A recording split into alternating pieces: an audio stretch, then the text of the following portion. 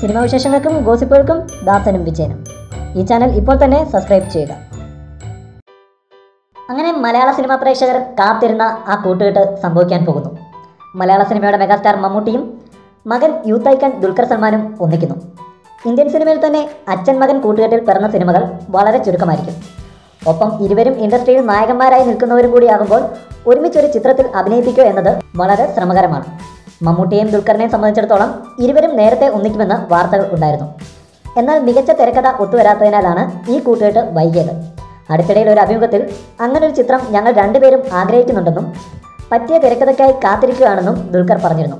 ഇപ്പോൾ ഇരുവരും ഒന്നിക്കുന്ന ഒരു പ്രോജക്റ്റ് തുടങ്ങുന്നു എന്നാണ് അണിയറയിൽ നിന്നും വരുന്ന റിപ്പോർട്ടുകൾ. അഞ്ജലി മേനോൻ്റെ തിരക്കഥയിൽ ആയിരിക്കും ഇരുവരും ഒന്നിക്കുക. അൻവർ റഷീദ് ആയിരിക്കും ചിത്രം നിർമ്മിക്കുക.